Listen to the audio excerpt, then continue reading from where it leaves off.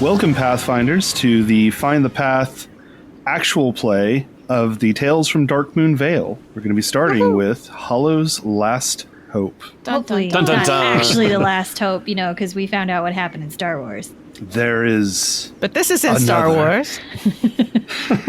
So the first thing you may have noticed is I'm not Rick. So hi. Hey. He's still here. Hello, who are you? Yeah, I'm Ross. We've never met you in our life. I'm some guy who snuck into the studio one day and they haven't been able to get me to leave. So Yeah, he's squatting in our studio and picked the crown up from Rick, so he's in charge now. Yeah, it turns out he can GM. Who knew? I didn't know either until I started doing it. No, but welcome everybody. We're here with a fun, exciting adventure for everyone.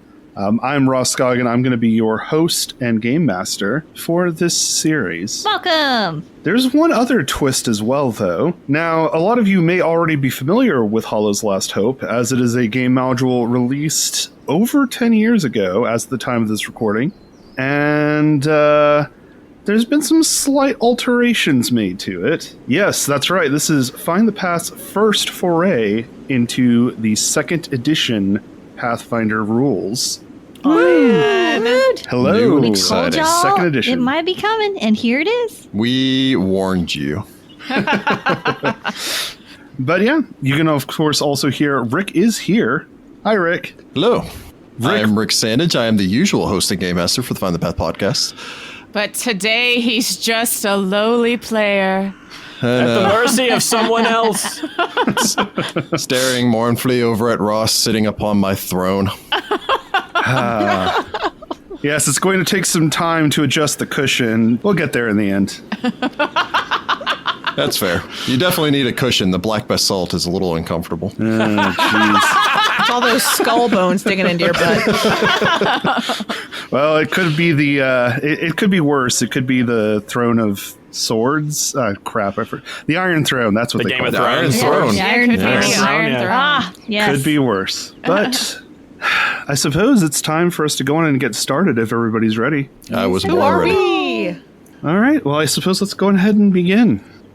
Our adventure picks up on the 10th of Serenith, 4707 by Absalom reckoning. We are going to go to that evening in the country of Andoran, the birthplace of democracy on Golarion, at least as far as anyone knows. And we're going to focus on a smaller part of Andoran, an area known as the Darkmoon Vale. It's a pleasant sounding place. I'm sure it's great. It sounds cute. If it's anything like Night Vale, I'm out. If it's anything like Night Vale, I'm so in. Yeah, me too. Well, I mean, there is a scientist named Carl. No, Ross is a librarian. it's true. Oh, no. Do not try to climb trees to escape the librarian. There are no trees in the library. It's it's very true. We haven't installed any yet. I keep telling him though. No. But Darkmoon Vale itself is an area rife with trees. Most commonly, it's known for its exports of wood, most importantly, dark wood, which is a relatively rare plant largely grown in this area. And I suppose on this 10th of Serenith, this Sunday, we will start late in the evening, say maybe an hour or so after nightfall. We will start our adventure in a small shop known as Roots and Remedies. It is within this shop that lie a wide variety of alchemical equipment and goods, everything that one would need to make any number of poultices, potions, and, well, I suppose less savory items as well if one had a mind for it.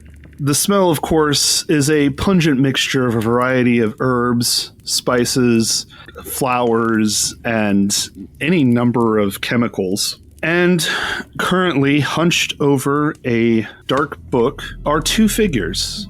One is an older woman, wearing a pair of half-moon spectacles with black hair that's beginning to gray a little bit across the top. But for the most part, a woman in maybe her mid-30s, late 30s. She is accompanied by a single other figure who, Jessica, I don't know, would you like to go ahead and describe your character?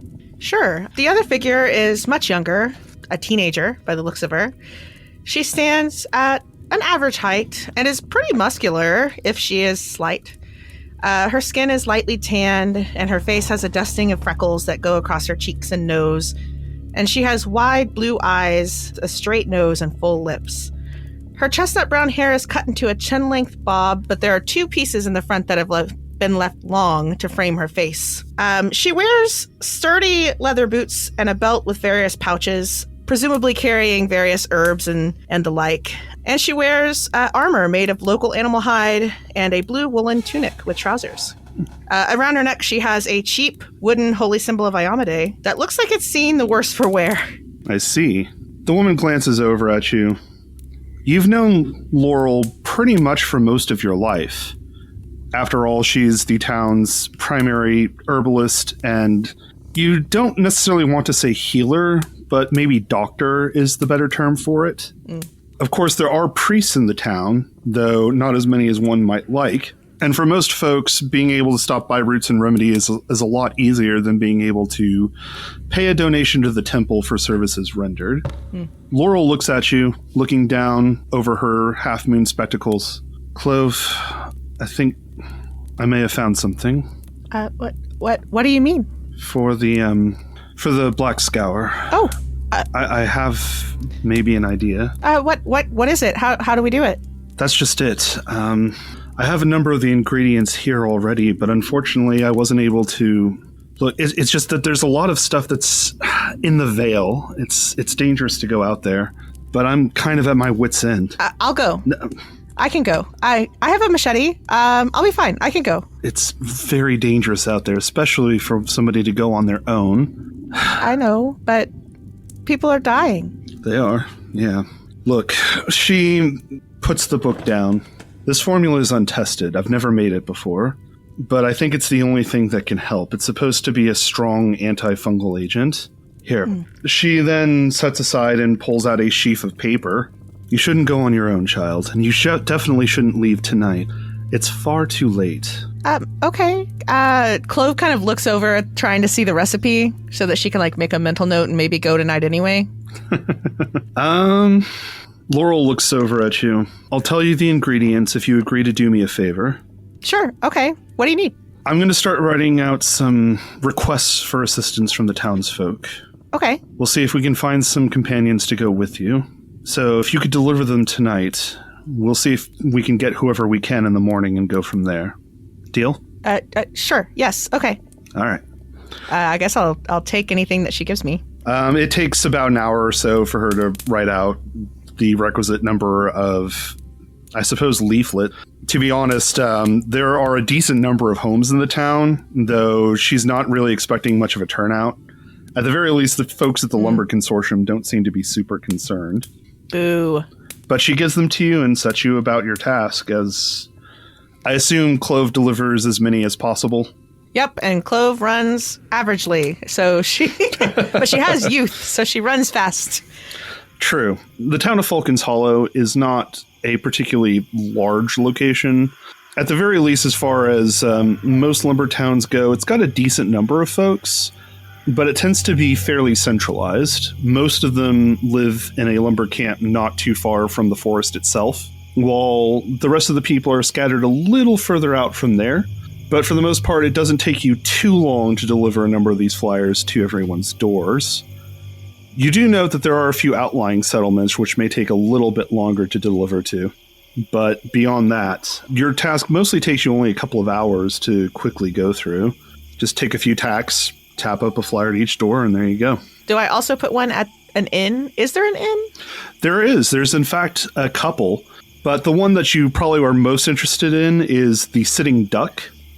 It is an inn that caters... Yeah.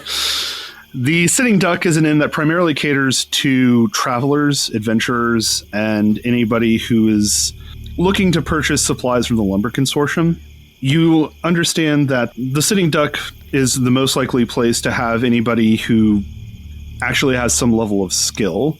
There's another inn as well, but that one caters more to vagabonds and people down on their luck who can't afford to join the consortium and therefore can't afford the free lodging the consortium provides to all of its lumber workers.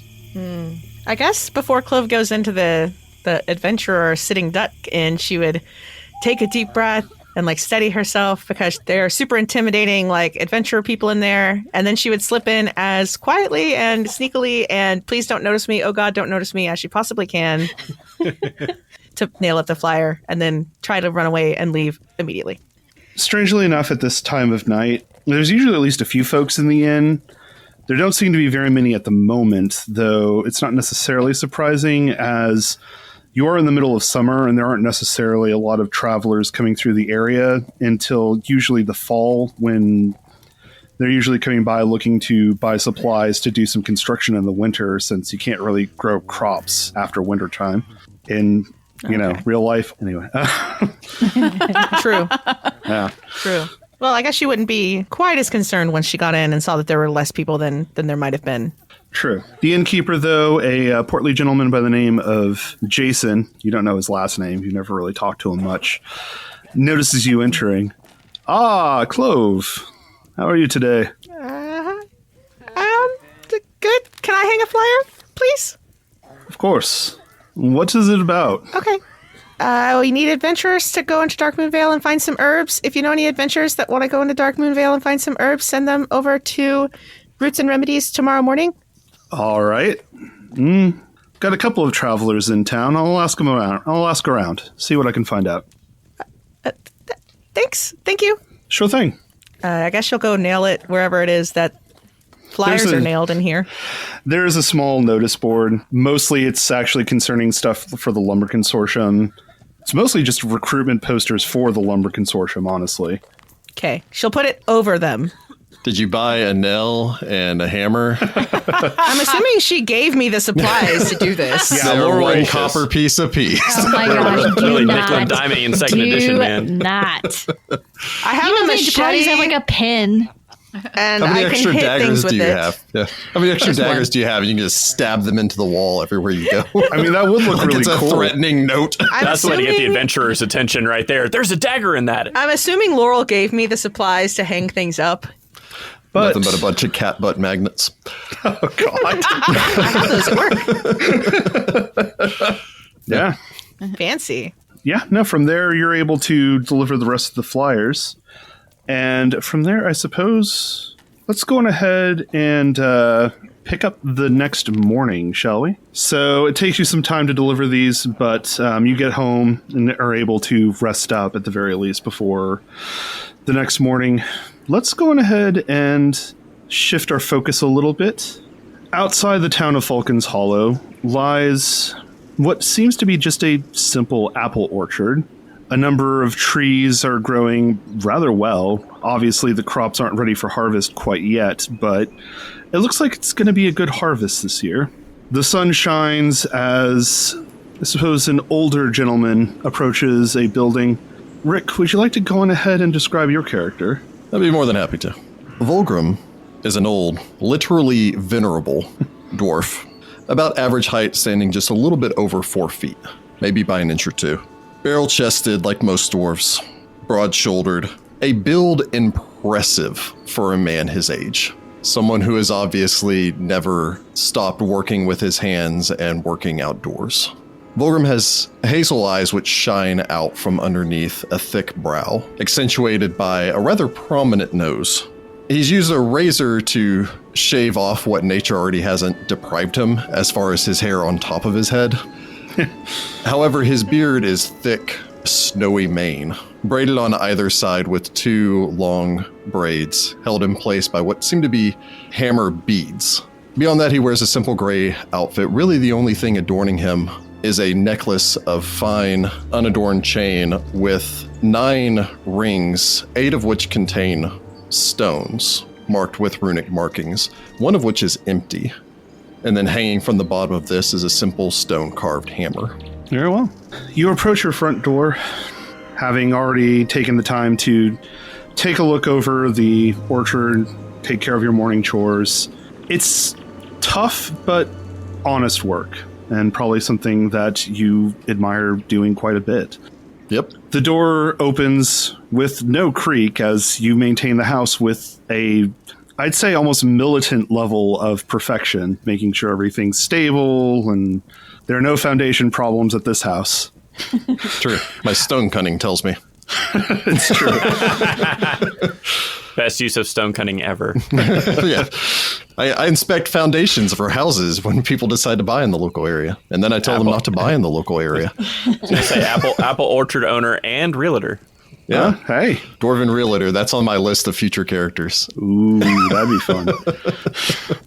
A realtor of Abadar. Anyway, Oh God, that would be terrible. there's The the market truth. would never be in your favor. And the truth. Yeah. Yeah. But you walk into the house, which unfortunately the energy inside has not been quite as joyous as you're used to. Your daughter-in-law, it's really difficult to put an exact word on it. Hildy looks up at you from the center dining table. You can tell she's still been crying. It makes perfect sense, though, considering. She looks over at you. There's been a notice. She looks down at a sheet of paper that seems to have some hasted scrawl on it in common. Where's our wood axe? It's in the shed. I'm back. I'm gonna go get it. I'll be back. Fulgrim watches her go, curiously, makes his way over to the table, picks up the note, one heavily calloused hand. Do I unfold it with surprising dexterity? Hold on. I unfold it with slightly more than average dexterity. Hey. It's probably better than what I've got at the very least. I would have dropped it by now. Yeah. Fold a piece of paper. How does this work? But taking a look at the note, opening it adroitly, the note is written in a hasty scroll, probably by a human. You note that humans don't usually take their time to make sure that everything's dotted and crossed correctly. Short-lived races. Looking across it, though, it seems to be a notice of a potential cure for Black Scour. You're aware of Black Scour. You're, in fact, grimly aware of Black Scour, no pun intended. See what I did there? But the note itself talks about a cure for Black Scour, which is a degenerative fungal disease that has, I wouldn't say necessarily taken over the town, but has caused a severe amount of pain and suffering to the town of Falcon's Hollow as of late. Falcon's Hollow typically has one central well. Unfortunately, it was this well that the Black Scour taint was discovered at. It is a fungal rot that basically rots your insides out. It's bad. It's especially bad since Astrea hasn't been doing so well since her last trip in from the city. Taking a look at the notice, it says that it needs a number of adventurers or other brave folk to go to Darkmoon Vale, find the ingredients, and return them as soon as possible. Interested parties are to meet at Roots and Remedies today by, it looks like 10 o'clock in the morning, effectively. Fulgrim strokes his beard, lays the paper down, turns his head, looks from the dining room into the hall, makes his way to the imagine partially open door to Astrea's room. Pushes that open quietly, kind of stands and stares towards the bed. You see lying on the bed your granddaughter, her blonde hair ringleted and falling down, though very, very much covered in sweat, as she gives a sort of weak, wet cough. Grandfather. Shh. It's all right, girl. He makes his way over, kneels by the bedside, puts one heavily calloused hand on top of hers. Are the remedies helping? I feel a little better, she says. He places his other hand on his holy symbol, on the stone hammer. Father of creation, breathe your fire into our heart. Burn away this sickness. His finger then traces over to another stone. Fulgrid, watchful mother, mind this child. I'm going to be going into town, Astrea. Okay. If you see Ben, could you tell him hi? Of course. You All right. stay here with your mother. Rest. The apples will be ready soon. We'll have pie before you know it. Oh, I love pie. I know. I need you to be strong for me right now. I told you of Trud, the mighty. Yeah. Strong and mighty like Trud. I'll be just like Trud. You'll see. He smiles, uses one hand to hold his beard in place as he leans down and kisses her on the forehead.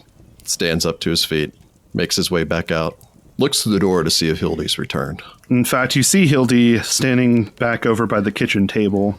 She stands clutching the wood axe, definitely more of a tool than an actual weapon, as she looks over at you. I intend to go, she says. If that is your choice, I would respect it. But someone needs to stay here. I mean, who else is gonna go? She looks over and then looks down at the axe. If only I ever used this for chopping wood. I will go. What? Are you sure? You loved my son, didn't you? Yes, of course. Regan was a mighty warrior. He smiles. And where do you think he learned it? She looks over toward the direction of Ashra's room. I'll be honest, I'm not entirely sure I'd be able to make this journey. Maybe it's best if you go. He makes his way forward, takes the axe from her hand, sets it on the table. Right now, she needs her mother. There is strength in you, but let me carry this burden. She nods. All right. But you better come back, you hear? He looks kind of sadly towards her, thinking about the last time someone promised her that they'd come back. I can't promise that, but I promise I will do everything that I can. All right. She turns and starts walking toward Ashra's room. Volgrim makes his way back into his bedroom, drags an old wooden chest out from under the bed, opens it, takes out the armor, lays it out, puts it all on over his simple jerkin, takes out a well-oiled, leather-wrapped hammer, tosses the wrapping back in, and hefts the hammer of his forefathers, takes his shield, tosses it onto his back, and then makes his way back out.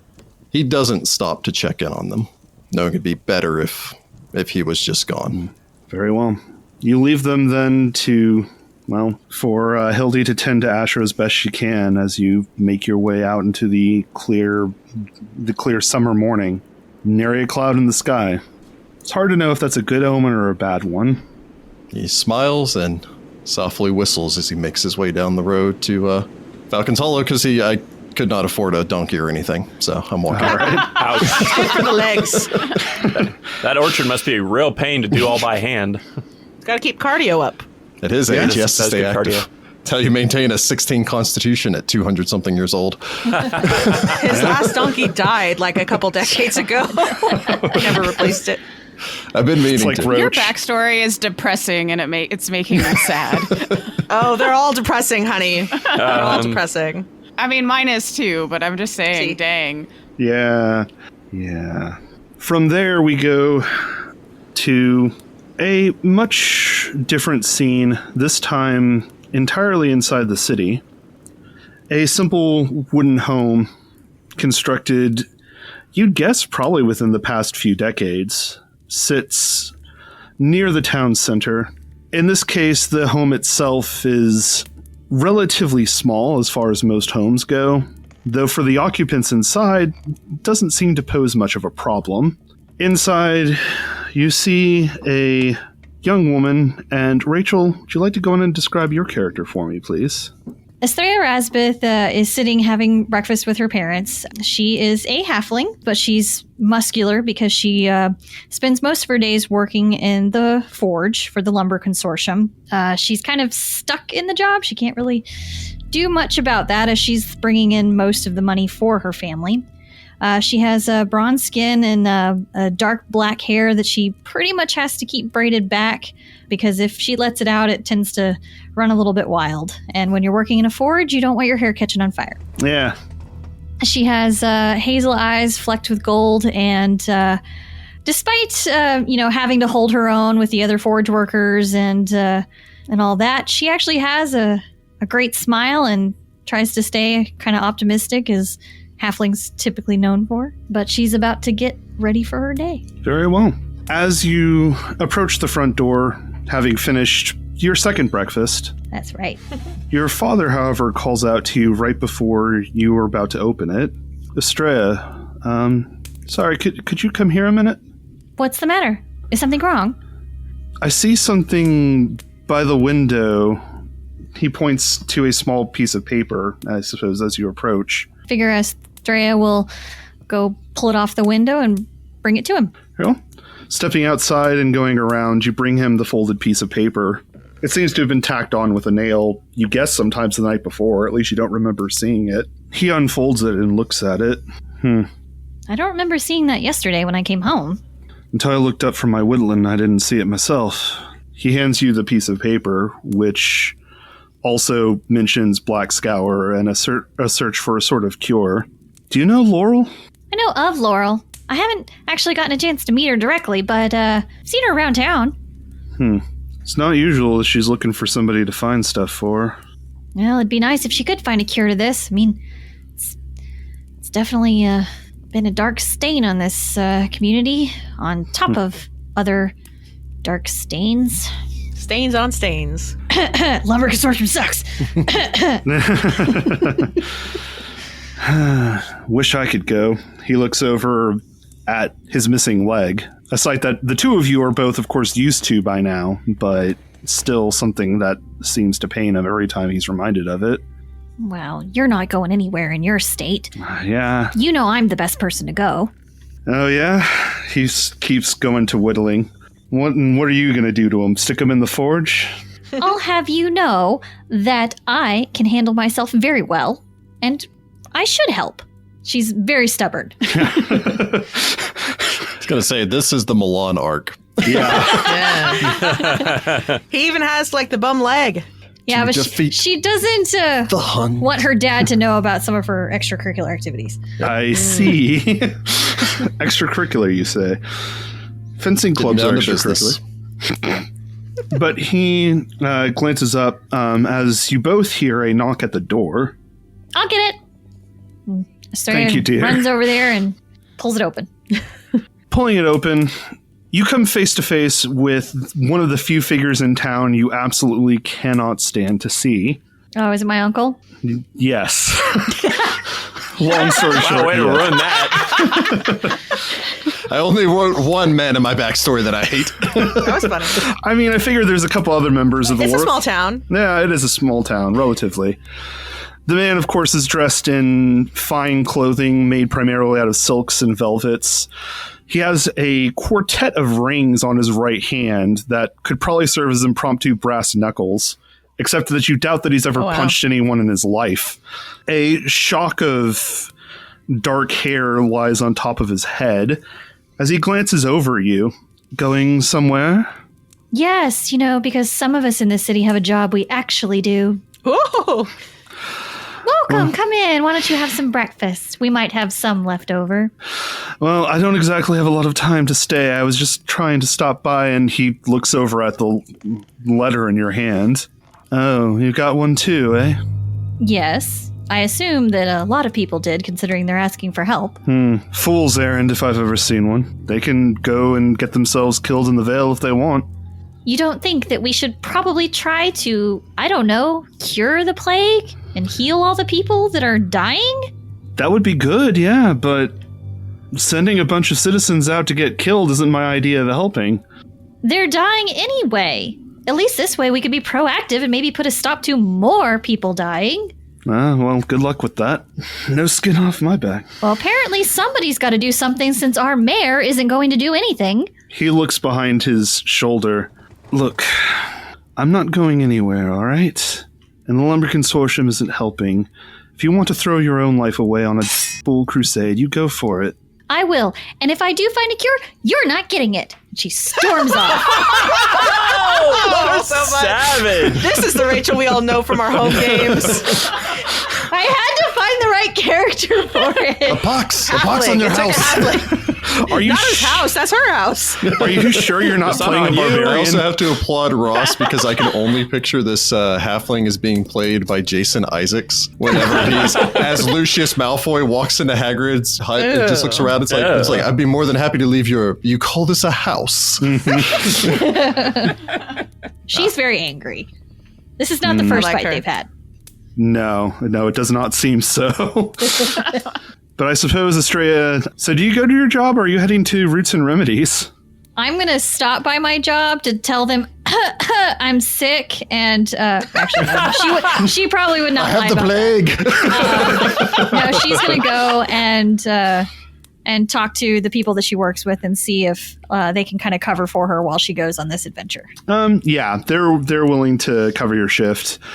At the moment, there isn't too much the forge needs to do anyway, as most of the actual lumber workers are currently working in the field gathering wood. So other than a few axes that need an extra bit or need to be sharpened, there's really not much to do at the moment.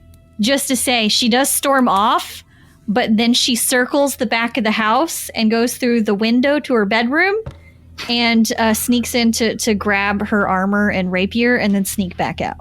Excellent. Why do I get the feeling that this character is like 15 years old? She's 18. Nice. All right. It's not my first I was time getting crawling that out my teenage own movie window. vibes, you know? We've got youths and we've got elders. There's no middle. You're either I like think I'm barely old 15. enough to adventure or you're several hundred years old. There's Or you're no so middle old ground. you shouldn't be adventuring. Welcome to Pathfinder 2nd Edition with Find the Path. It's a good thing this is the last hope, because otherwise they must have gone with somebody else. It's like, no, we went with whoever we could find, and it was mostly just really young and really old people. It balances out. It's the you know? opposite of Resident Evil. It's like Alpha Team died and they went, I guess it's time for Bravo. No, really? Are we Bravo? We're probably more like, Zeta I don't know. team. Yeah, Zeta Zeta. team for We're sure. pretty far down. Maybe Delta Theta. Squad. I'd be fine with being Delta Squad. Yeah, that'd be fun. We're Foxtrot. That's what we are. That's fine. All right. Ooh, Foxtrot Because we're Squad. F. All right. Let's assemble the rest of Team Foxtrot. Yes, let's indeed. We've got a party name, guys. But we go from that scene to the Sitting Duck Inn as a rather tall, reedy gentleman starts walking down the stairs. And Jordan, would you like to go ahead and describe your character for us, please? I absolutely would. Amaranthe is dressed in an eclectic, almost avant-garde style, combining clothing from what looks to be possibly Taldor to somewhere more remote, giving him like this newsboy cap, a tartan scarf. The proper term for those are Scottish flat caps. Oh, okay. Scottish flat cap, a pair of pince-nez on his eyes, then his rest of his clothing being much more... Why am I picturing like Peter Baelish right now? a little bit, yeah, actually. That's a good description of him. I don't know. I was getting more of like a Giles feel from this. Like dressed like Peter Baelish, but looks like Giles. Yeah. But he has a green jacket that appears to be homemade with brown pants and a white shirt. His hair is red. He seems to have it in a messy bun that he's kind of positioned the cap over so that the hair is still visible. A man bun. A bit of a man bun, if you will. But his eyes are a light blue, and he has on his shoulder a little sugar glider that appears to be like kind of looking over him and eyeing his piercings that he has in his ears. He sidles down, looks over at the, I guess, what do they have? They have a waitress, barkeep. Tavern wench. What is the ordering situation here? Is it a continental breakfast? Are we looking at a sit down and order kind of a situation? For breakfast, it's a sort of a buffet, so you're welcome to just grab it. It's actually included in your in-stay price. Oh, look at you. Oh, I You got a love that. continental breakfast. Look at that little continental breakfast. So he'll sidle But in up. Falcon Hollows is probably all crap. I mean, He politely doesn't comment on how bad the food is. the eggs are decent, though they could probably use some spice to them. The bacon's overdone, and not just like crispy, but actually a bit burned. And unfortunately, That's the biggest disappointment so far. yeah. And unfortunately, the grits are only mixed with like a very, very small amount of butter. No other flavoring. Oh. It's actually just sawdust. Basically. Ew. They Oh, don't know it's that. possibly actually true. I want these people to come back to the inn. That's one way to get your fiber. Anyway, Yikes. Oh, God. But as you're eating your meal, Jason, the proprietor of the inn, approaches you. It was Alkenstar, was it? Amaranthe. Amaranthe, right. Yes. Sorry. He shakes his head. Not a problem. I just wanted to let you know that last night, one of our citizens posted a help wanted sign on our notice board, I suppose. He unfolds what the about? paper and hands it over to you. You might be something of a learned man, yes? Well, I am a lecturer, yes. Apparently they're looking for somebody to find some ingredients for a cure for one of our... There's been a disease going around. I don't know if you've heard about it. Have I been in town long enough to heard about Black Scour? Yeah, it's pretty Or much... just arrived last night kind of situation. Did I notice the corpse cart rolling down the street in the middle of the night? I'm not dead yet. You arrived a couple of days ago, and honestly, it's what most everyone in town is talking about, so it's pretty hard to avoid hearing about it. Oh, that's just awful. Yes. Well, allow me to finish my breakfast, make some preparations, and I suppose... Yes, no, I would definitely lend aid. You're going to go? Sure. Oh, That's the right idea, right, Reggie? He, grabs the sugar glider and, holds it out in front of him. No? Still not familiar? Reggie squeaks. That's unfortunate. That's unfortunate. You've disappointed me, Reginald.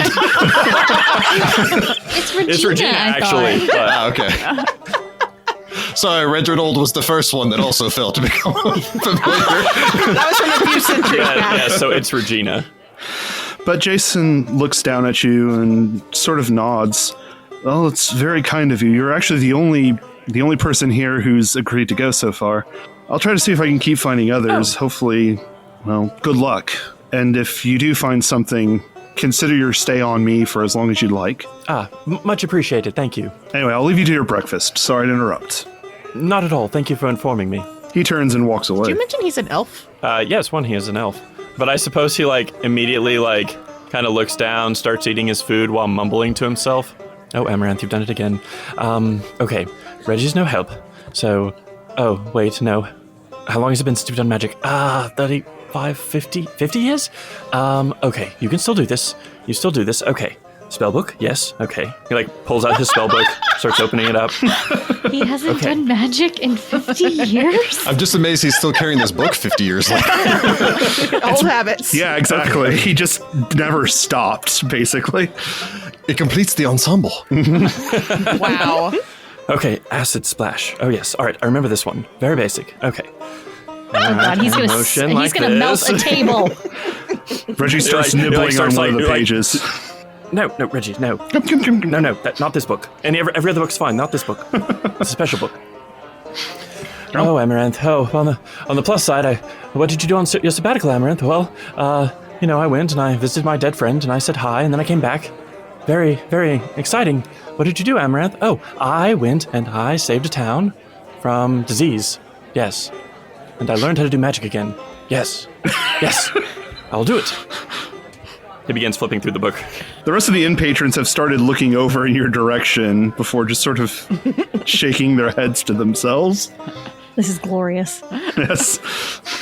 I'm not even sure if... Amaranthe will now Amherst spend the knows next hour eating cold food and trying to re-prepare spells. In the meantime, though, we head back outside the outskirts of town, though not particularly near where Grimm and his family have set up their cabin amongst the apple orchard. Instead, we cut to really more of a shack than anything else. Maybe a step above a lean-to, but a step below an actual log cabin.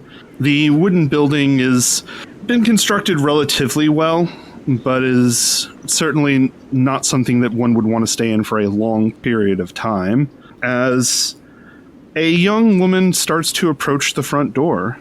And Heather, would you like to go on ahead and describe your character for us, please? Yes. Celestine is about medium height. She stands at about 5'7". She has a thinner build than most humans due to her half-elven heritage. Her ears are pointed, but of course not as pointed as a full-blooded elf. She has large, bright blue eyes and black hair that's piled up on top of her head into a messy bun just to keep it out of her way. She's wearing a long, dark hunting-style coat over just a simple shirt with pants and boots that make it easy to traverse the forest. An elvish curve blade is on her hip, and she has a bow and arrow and a backpack over her shoulders. Fair enough. As you begin approaching your front door, go on ahead and roll me a perception check real quick, Celestine. Oh, the first I roll. get to bounce dice. I know. The first roll. Are you sure it's not a secret roll, Ross? I am... Yes, I am sure. Oh, yeah, we have to worry about that. I'll admit, second Okay, that's edition good, is 'cause I still a rolled a little perfect new to me, 20. but in this case, Which no. gives Yeah, me it's a much 20. fun. You're starting this game with a nat 20, Hey, you know what? That's a good omen.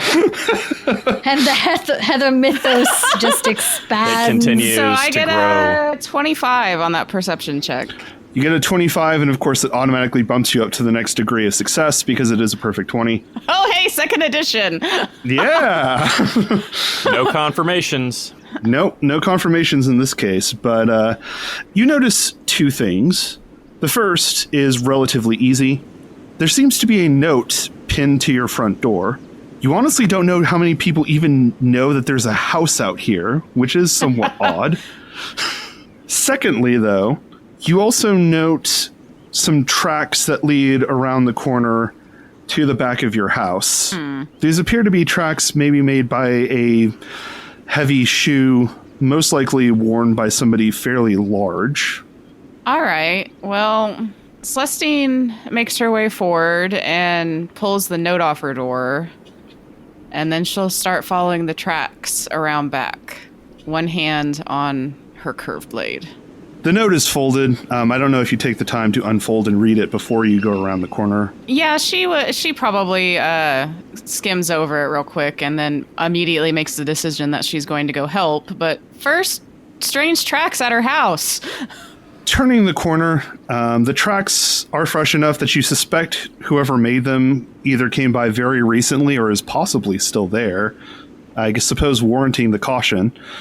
As you turn around to see, honestly, one of the last sights you would ever like to see, a tall, burly man standing, honestly, near 6.5 feet of what appears to be simple working man muscle alongside a gut that probably favors heavy amounts of beer and pasta. The man looks up at you, and you immediately recognize Boss Payday Tatum. He looks at you with his a... name is his name is Payday? His I think name that's his nickname. Like his nickname is Payday? Wow. Yeah. Mostly because he's the one who actually distributes pay on payday. Wowzers. Yep. Boss Payday. Celestine does not keep the sneer off her face when she realizes who it is. You suppose second in command at the Lumber Consortium sneers down at you with beady eyes. Oh. Huh. I see you're really moving up in the world, huh? What exactly do you want? Or are you just snooping around for no reason? You see him kind of look around for a second. You get the feeling that his eyes are rolling to the back of his head as if attempting to find some sort of good excuse. Before he looks back down at you, I'm just here to keep an eye on you. It's what the boss wants. Creepy. Well, you can tell the boss, as I've asked you to relay this message multiple times, that I don't need anyone to keep an eye on me. I'm just fine. Thank you for your concern. The fake smile on her face could, like, shatter glass. One of these days, we're going to find where that Darkwood is. And hoo-wee. I don't have any Darkwood, as you can plainly see. Now, I have things to attend to. She holds up the note that will actually, benefit the town. Ah, So, have a horrible day, and goodbye. She turns and starts making her way into town. have fun dying in the Vale, he calls after Sassy. you. She So flips him sassy. off over her shoulder as she continues to walk away. Are you sure you're not playing a barbarian? Yeah, this is actually an all-barbarian party. Just 3 barbarians and then whatever. The barbarian's nice. Amaranthe as barbarian would be hilarious. gonna have to see if I can find some banjo music for the scene. That's the thing is Boss Payday seems like super inspired by Dukes of Hazzard and like all the His description. He's got the Them Daisy Duke suits boys. on. Creepy, man. yeah. Oh, Duke boys. Celestine's not into it. Yeah, he's definitely not the kind of person that you want to have hanging around, especially at your house when you're not home. Yeah. Weirdo. Well, he was going to come up with an excuse, but the best he had was, I'm stalking you, so... Not smart. Not a smart man. Yeah, no, not particularly. You got to keep it close to the truth. It's the last thing they'll expect. But I suppose you start heading off then to Roots and Remedies. Yes. Because that honestly seems like a great exclamation point to leave off on. For that encounter. Sorry, not for the whole session. The end. It's over. The end. We hope you enjoyed. That was the story. Yeah. Anyway. Tale as old as time. Yeah. But let's head back to Roots and Remedies before the rest of you all arrive. Laurel and Clove are sitting as Laurel is ducked over a pestle and mortar, just trying to, I suppose, grind up a number of ingredients for this theoretical cure that she's working on. Clove is actually pacing nervously and looking out the window every few seconds. They'll come, child. Who do you think it will be? I don't know. I don't know who's going to come.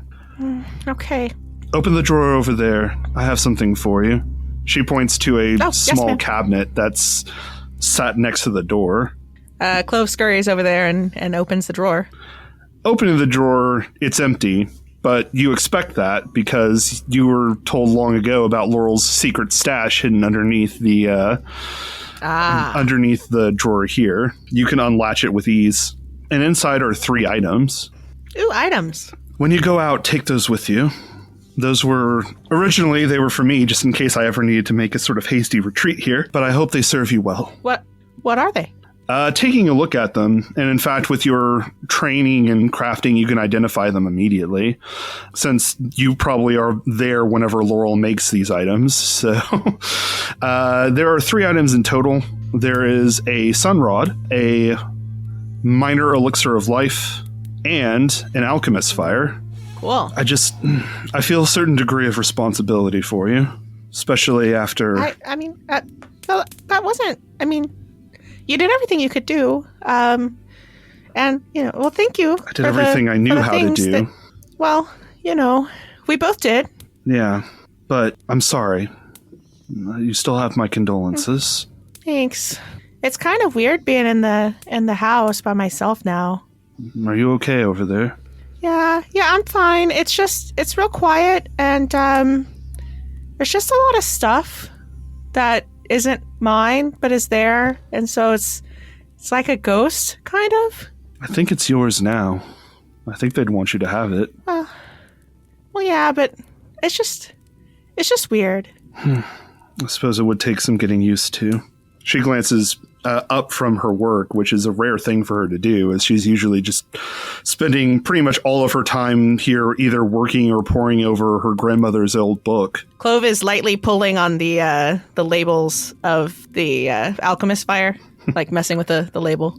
Be careful with that. You definitely don't want to drop it. Oh, right. She puts it carefully into her pack.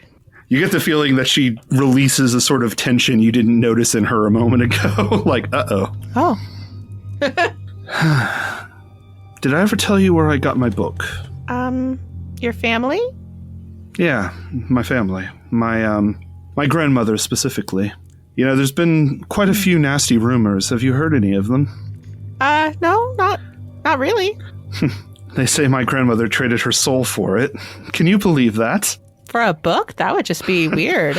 I mean, the book has quite a few secrets in it. It's how I'm able to make, she gestures to the shelves loaded with alchemical and herbalist goods. Oh, well, I mean, yeah. But it isn't much more than a simple formula book.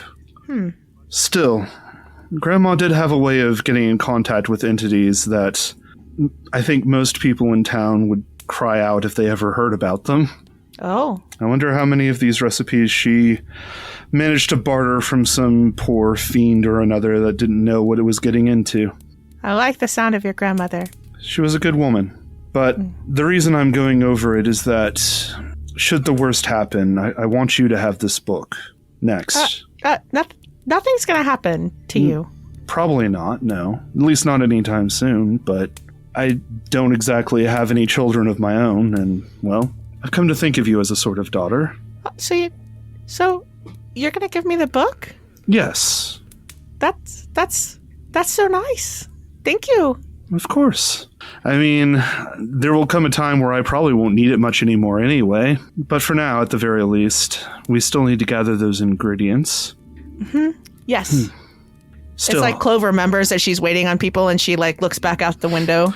Are you sure you're up for this, child? Yep, I can do it.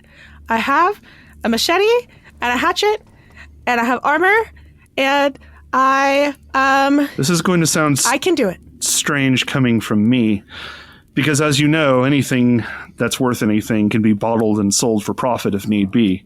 It's not necessarily all about your gear or what you carry. It's about your heart too, child. Are you sure you have the heart for it? It doesn't matter if I have the heart for it because I have to help the people of the town. Plus, Lady Serthana says that Iamade blesses those who help other people, and I'm going to help other people, so she'll watch over me. All right. I suppose that sounds good enough for me, she says as you hear a knock on the door. And over the next I'll get it. Everyone's super excited to get the door. But over the next few minutes, a total of 4 additional figures assemble with inside Roots and Remedies. A older dwarven man, an elf of some indeterminate age, though it's always difficult to tell with an elf as they don't show much in the way of outward sides of aging. A young halfling and a woman of part human and part elven descent. Well, hello everyone. This is Roots and Remedies, yes? Yeah, that's what it said on the sign above. Excellent. I'm here for the adventure. You hear a squeak coming from his shoulder. Clove, is suddenly very, very quiet and seems to have forgotten how to say words. Are any of you the ones that put the flyer out? Huh? The flyer. The older woman in here motions to a set of chairs that she's laid out for all of you. Would you care for a bit of tea while we talk about this? That would be wonderful, Laurel. Excellent. Grim makes his way over, waits politely for everyone else to find a chair. Are there any halfling-sized chairs? No, but There's she a has. footrest. But you gotta Yeah, climb. I was gonna just Climb, asking Rachie, because if climb. not, she's probably rather adept and just knows how to put her footing in the right spot to just kind of flip onto it.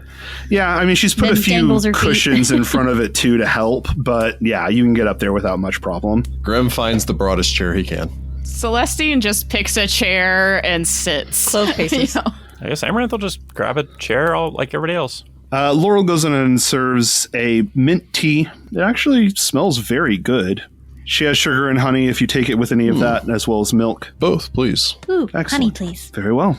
She serves all of you tea before sitting down back basically at a work stool, continuing to work on her whatever is inside of the crucible that she's currently working on. All right, so you're all here. We need to gather some ingredients and we need to gather them fast. Time is of the essence. There are 3 things that we need to get. I'm not going to spend too much time on introductions. You can all take care of that after we're done talking here. The first thing. Amaranthe pulls out a little notebook. So, the 3 ingredients that I need are as follows. Elderwood moss.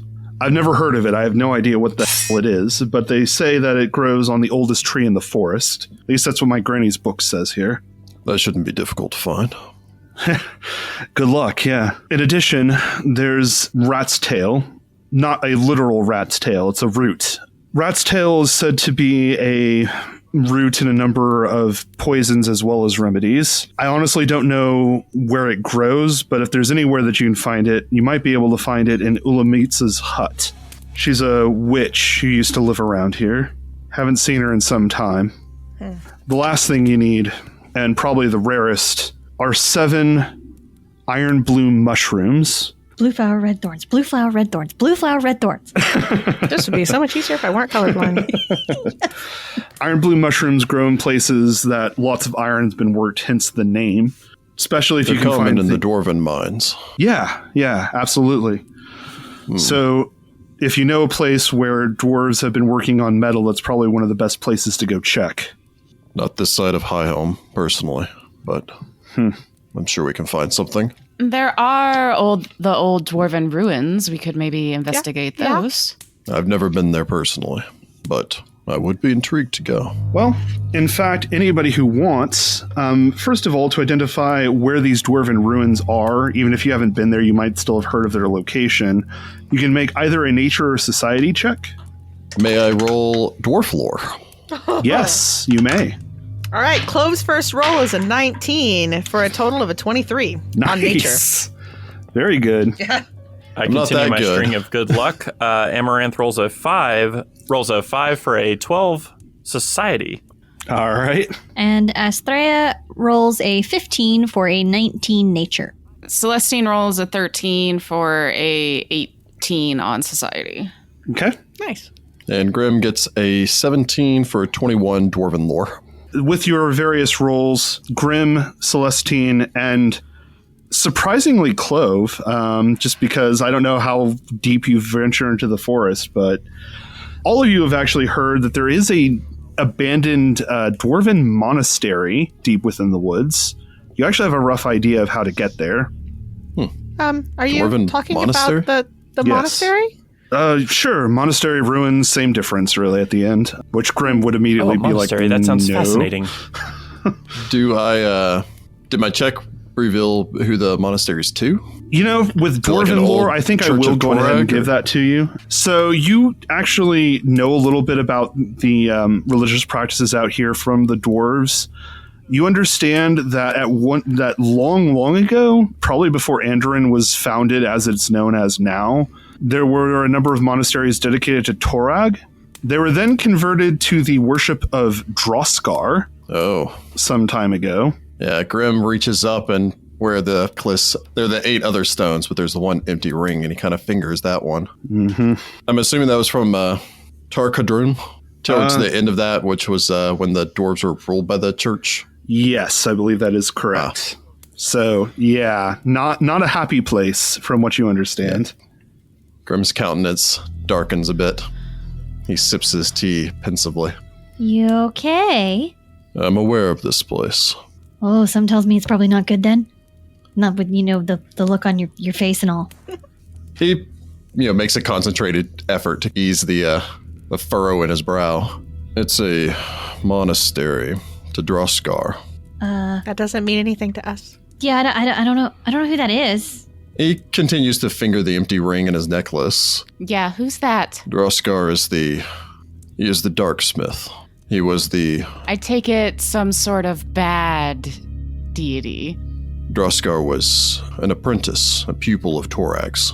When Torag discovered that he had been stealing the work of others to pass off as his own, and enslaving people to work at his own forges, Torag banished him.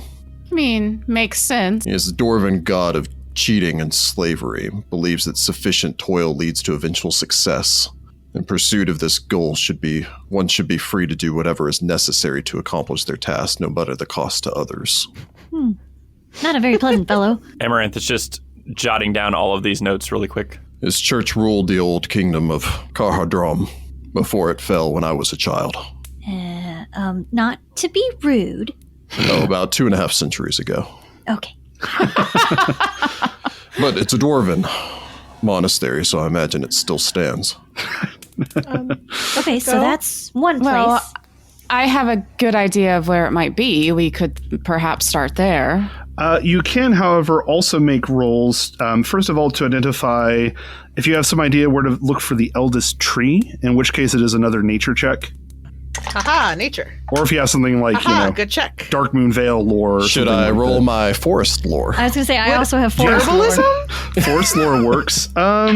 Yeah, I think, I'd go ahead and allow it. So, herbalism. I mean, my nature is better, so... It would probably be whichever's better. So if your nature's better, probably just go with that. Okay. Then I get a 15 for a 19 on nature. Okay. Fairly worth mentioning, but I roll an 8 for an 11 nature. Okay. I roll a 5 for an 8 nature. Ooh. Rachel? I rolled Nice. a 14 for an 18 forest lore. Yeah, I rolled a 3 for a 7 I see. for forest lore. Ouch. I'm new to these woods.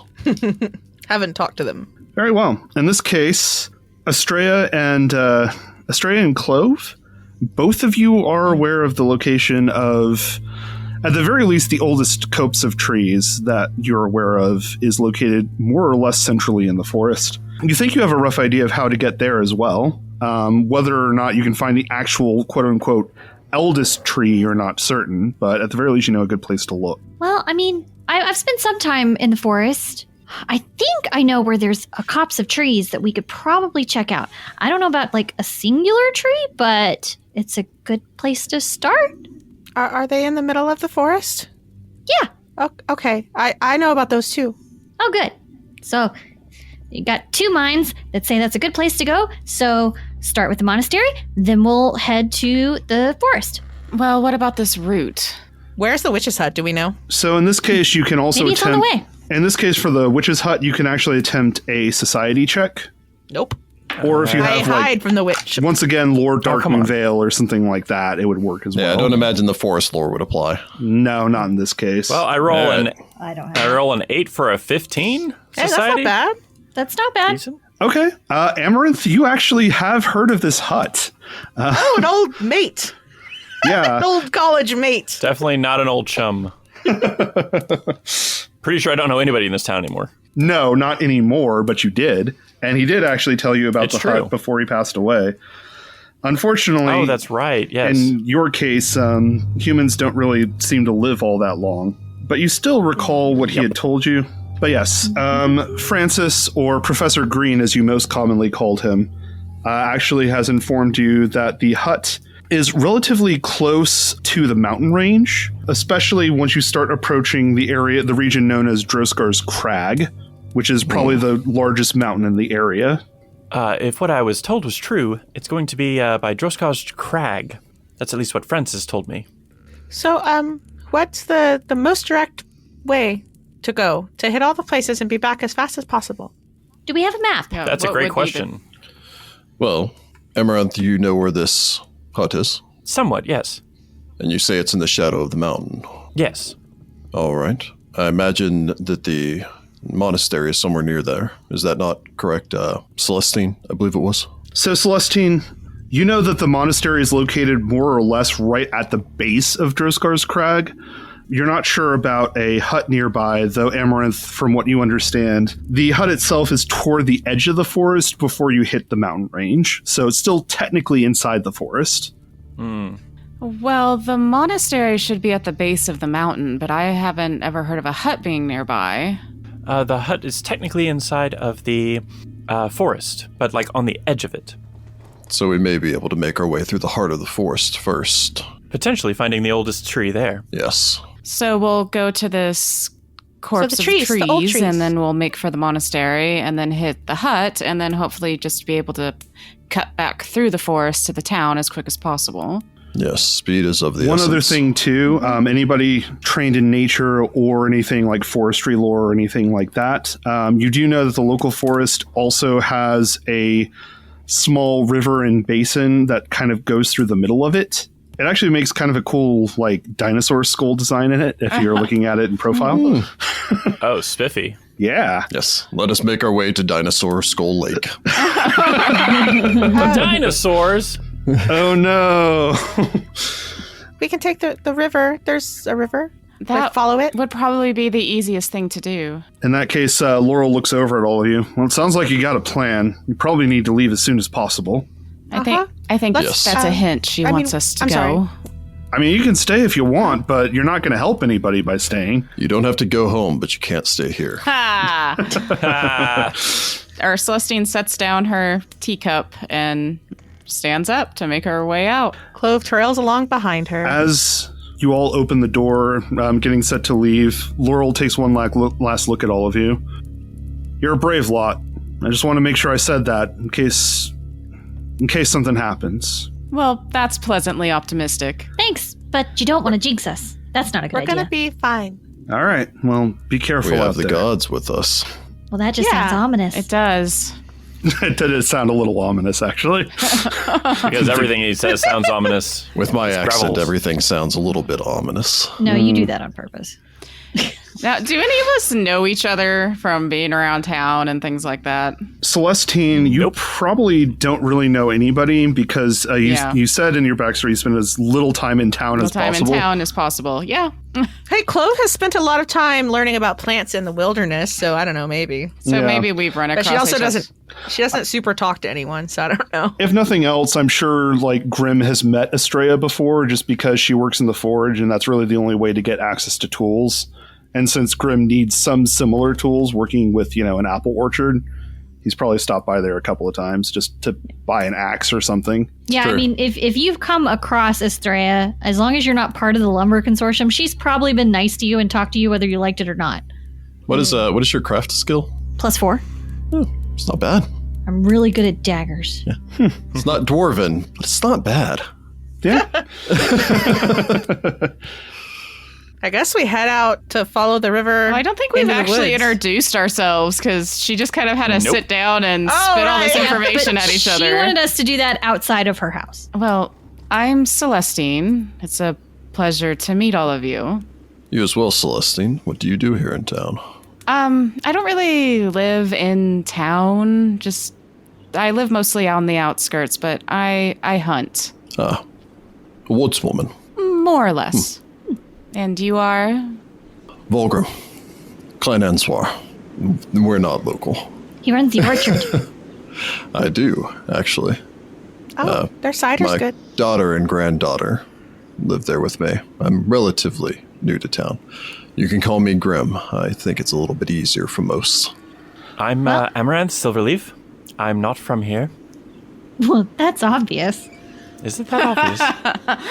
Do you She hail kind of from... looks him up and down, just clothing-wise, and she goes, yeah, pretty obvious. Are you from the north, Amaranth? Yes, I'm a lecturer at a magical college in Taldor. Ooh, Taldor. So, no, you're from the east. Yes. I don't know directions. Amaranth only has I'm a 3 from survival. here and there. I'm from Near and far. around.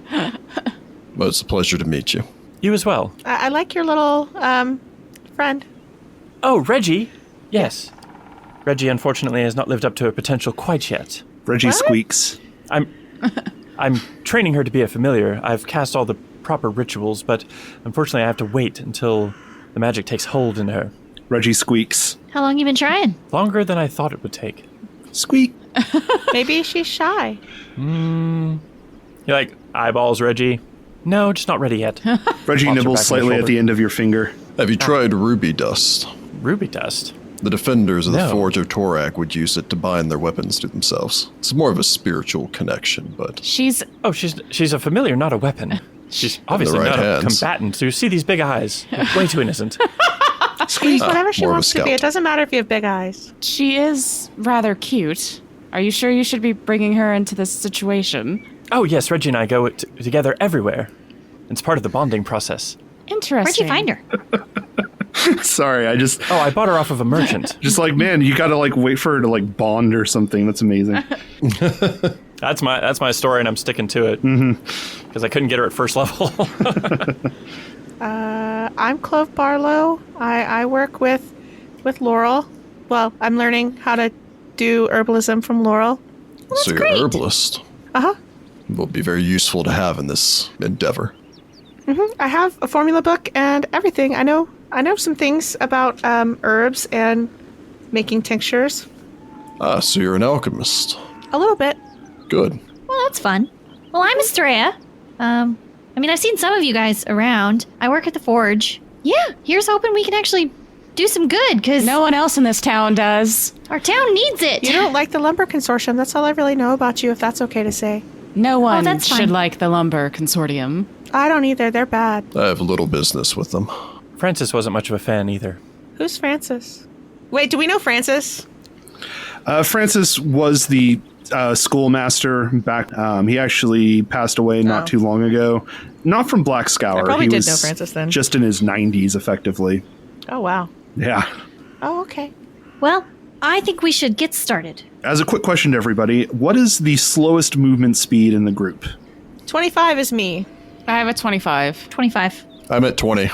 I move at 30. So 20, I guess. Yep, sounds like a 20 wins. Very well.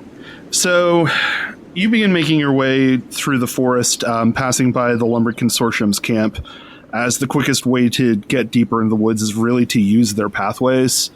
I'm sure Astrea looks at it with a mild amount of distaste, as well as Celestine, as the rest of you mostly just try to avoid dealings with the Lumber Consortium in general. Except maybe for Amaranthe, who's just like, oh, it's the woods. This is what woods do. Reminds me of home. Yeah, I guess I would pull my machete in case I need to cut through any brush or anything.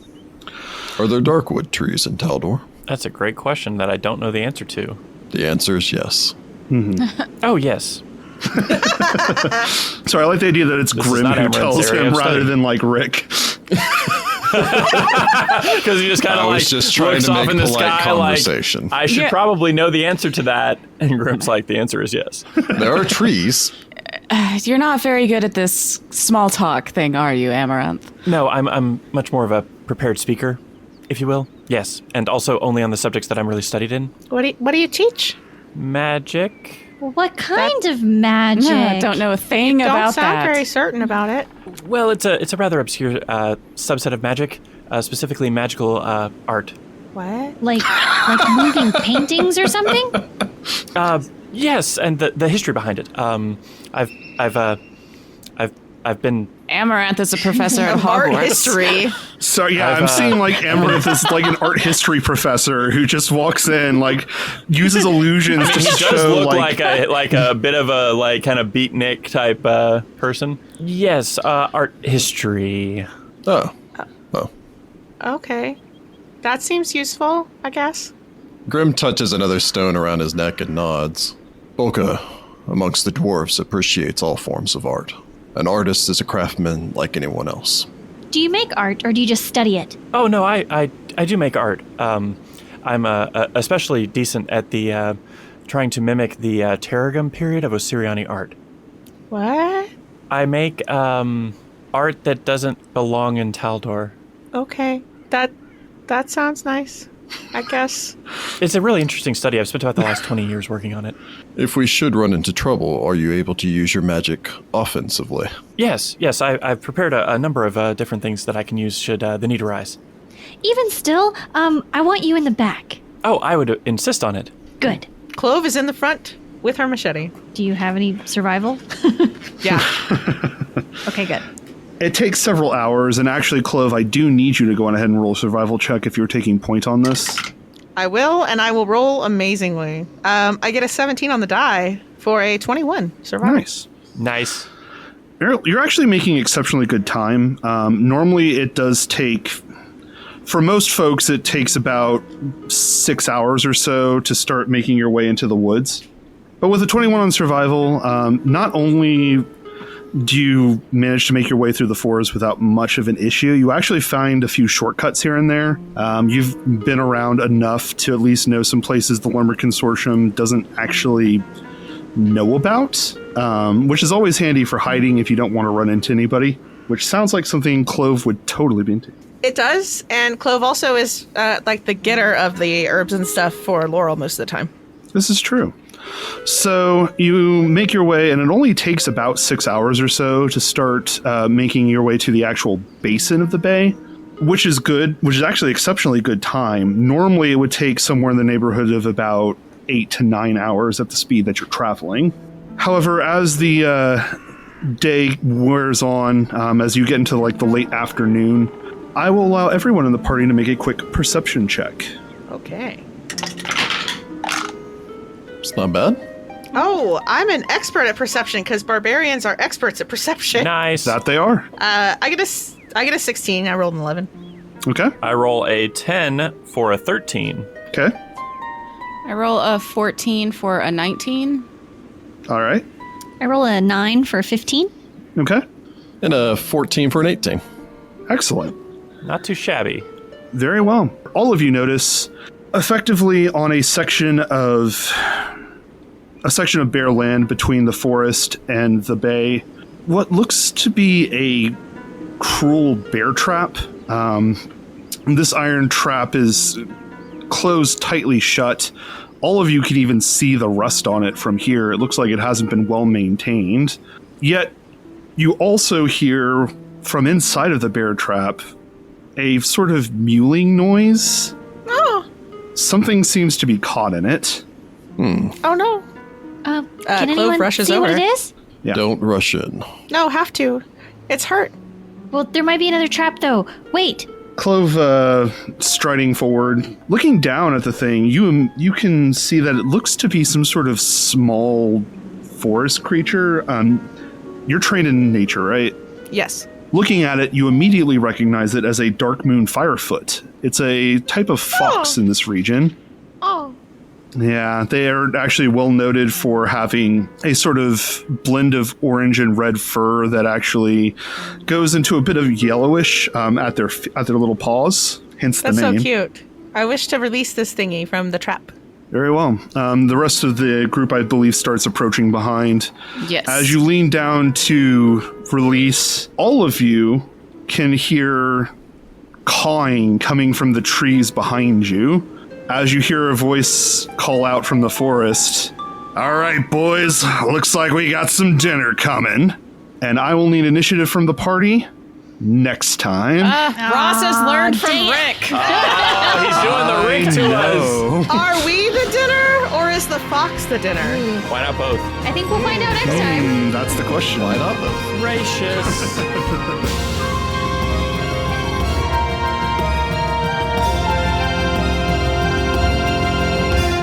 Find the Path Ventures is an officially licensed partner of Paizo Incorporated. Hollow's Last Hope is copyright 2007. Hollow's Last Hope and the Game Mastery module line are trademarks of Paizo. All Game Mastery images are property of Paizo and used with permission.